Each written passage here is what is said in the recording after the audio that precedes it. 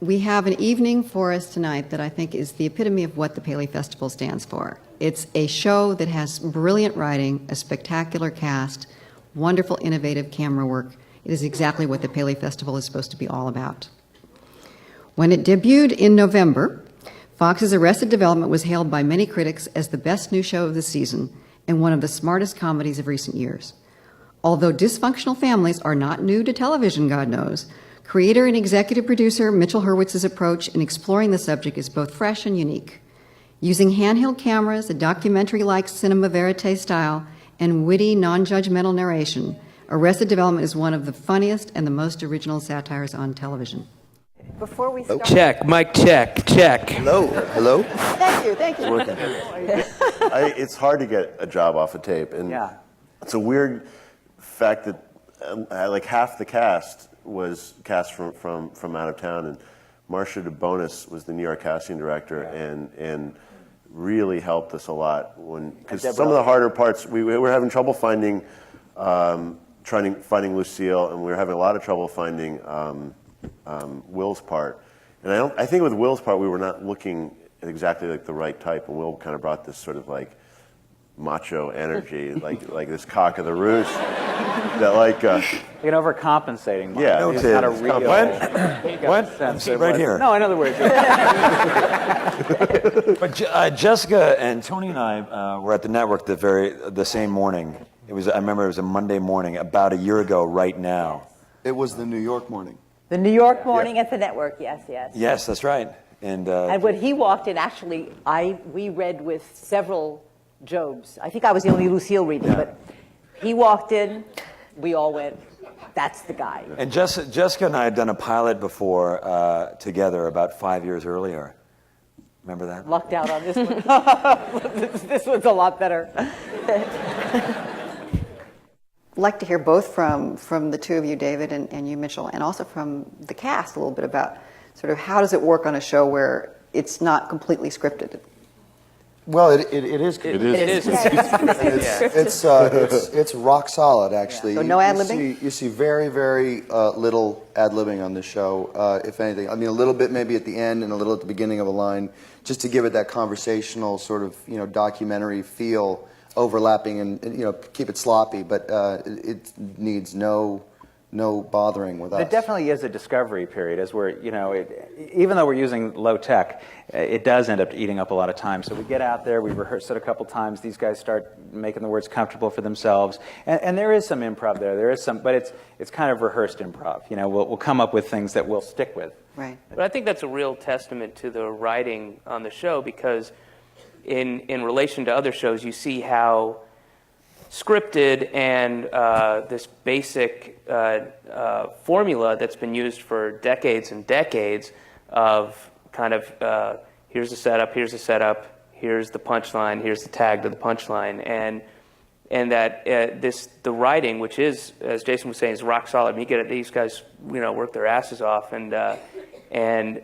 it doesn't feel like that at all, and it's still genuinely funny, and it's real, and the characters seem real, even though they're broad, and I think that's a testament to the writing more than anything. I think it's a testament to the acting. There you go. Good combination. Mitch keeps kind of making jokes, I'm hoping, about fighting for your life and ratings jokes and whatnot. But if there is some truth to that you really are having to, I guess every show has to fight that uphill battle. But so what I'm hearing is that you don't think those jokes are funny. I laugh because area. I laugh because I consider it sarcasm, which to me is like one of my favorite types of humor. So they're hysterical to me, Mitch. Unclear. But is it frustrating to you guys if there is truth there that I don't personally know about? Is it frustrating that you're doing something you love so much and you're not maybe getting the recognition for it? We're certainly getting critical recognition, and you guys are definitely. But if it's like a network thing, does that get annoying to you, or do you just feel like you're so happy to be doing this? I gotta say, my dream has always been to work on a show, regardless of what that show is, that holds Malcolm's numbers. And,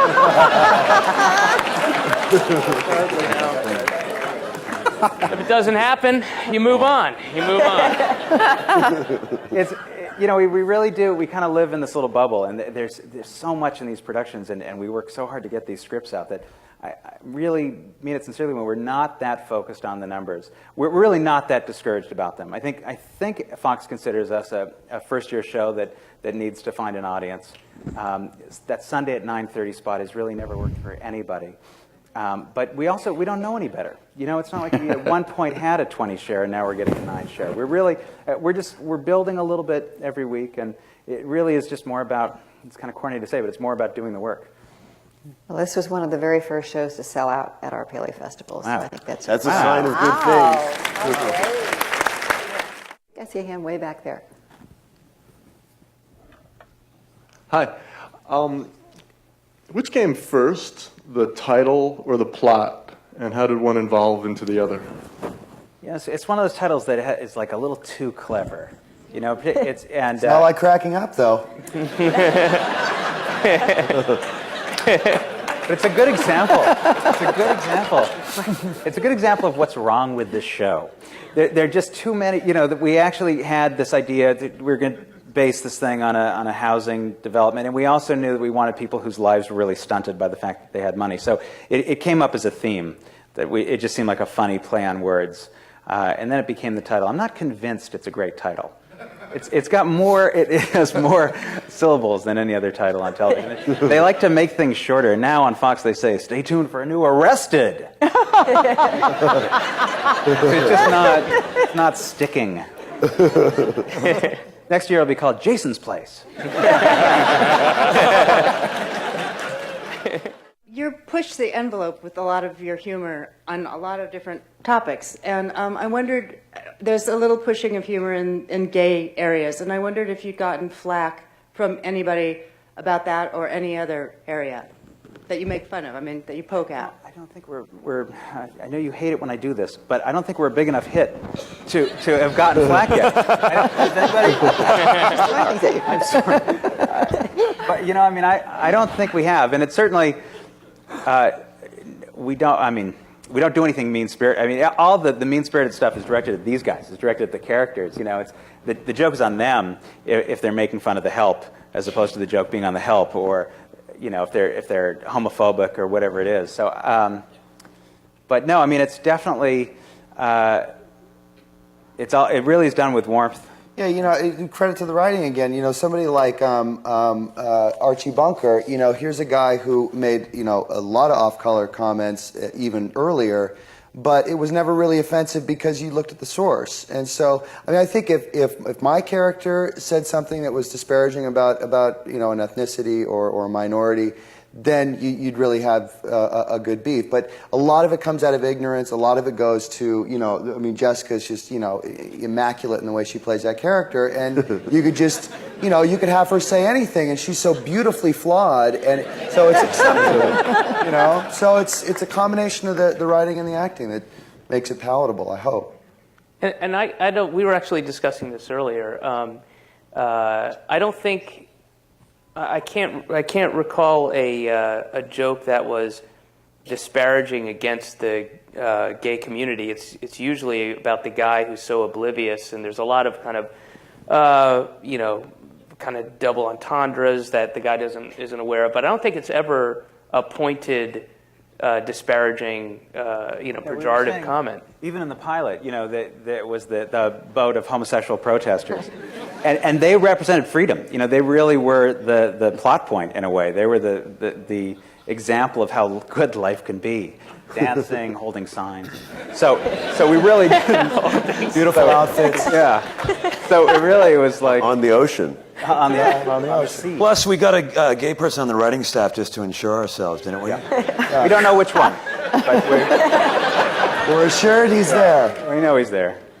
Plus, yeah, everybody gets it too. It's not just homosexuals, you know. It's you know, I think we've covered the gamut. You know, everybody gets it. So Black homosexuals, Hispanic homosexuals.